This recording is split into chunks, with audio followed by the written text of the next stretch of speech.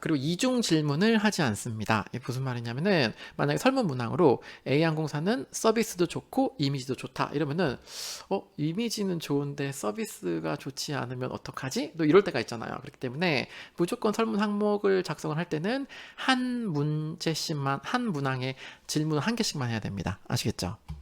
보겠습니다. 유도 질문 하지 않습니다. 예를 들어서 이런 질문이 있어요. 자, LCC가 성장하면서 국내 항공업계는 성장을 할 수 있었는데 귀하께서는 국내 LCC의 성장에 찬성하십니까? 이런 왠지 찬성해야 될 것 같잖아요. 그렇죠? 자, 이런 식으로 유도 질문을 하면 안 됩니다. 자, 설문은 무조건 중립적으로 하셔야 되고요. 자, 그거 비슷한 표현인데, 그거 비슷한 내용인데 또 보세요. 질문 문항은 중립적으로 무슨 말이냐? 자, 예를 들어서 설문 문제가 이렇게 나옵니다. LCC의 서비스는 훌륭하다. 생각 한번 해보세요.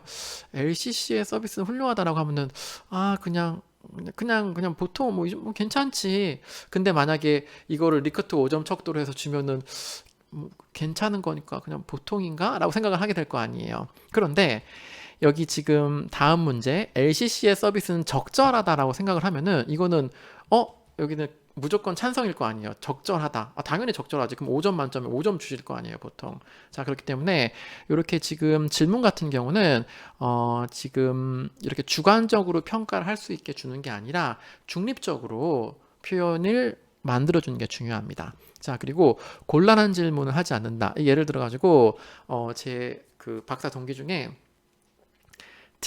항공사의 팀 관계에 대해서 이제 연구를 진행한 친구가 있어요. 그런데 그 친구 얘기는 아닌데 이제 제가 이제 한번 생각을 해봤어요. 만약에 그 친구가 자기가 설문을 하는데 그 사람이 이제 사무장이에요. 사무장인데 이제 그 문항 가운데 자, 당신의 팀 사무장은 종종 모욕을 한다고 생각하십니까? 라는 이런 문항이 있는 거예요. 그러면은 내가 만약에 우리 팀 사무장이 인격 모욕을 한단 말이야. 그런데 이거를 한다고 체크를 할 수 없잖아요. 자, 요건 제가 굉장히 그 드라마 같은 사례를 여기 갖다 넣은 건데 어찌됐건 지금 중요한 거는 이렇게 곤란한 질문 이런 거는 하지 않는다라는 거를 얘기하고 싶습니다. 설문 문항의 순서, 설문 문항 같은 경우는 일단 진행을 할 때 이렇게 하시는 게 좋습니다.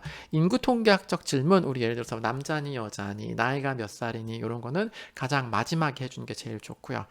그리고 문항 같은 경우는 쉬운 문제부터 해주시는 게 좋아요. 예를 들어가지고 뭐 문항을 넣을 때 어려운 문항부터 처음에 앞에 놓게 되면은 설문을 하는데 첫 번째 문제부터 뭐야 이거 어렵잖아 하고 딱 설문을 할 그 의지가 팍 떨어져 버리거든요. 그러니까 가장 쉬운 문제 있죠. 예를 들어서 뭐 당신은 뭐 A항공사의 서비스에 뭐 만족하십니까? 뭐 이런 거 있죠. 가장 쉬운 것부터 시작하시고 이제 어려운 문제는 뒤에 배치를 하시면 됩니다.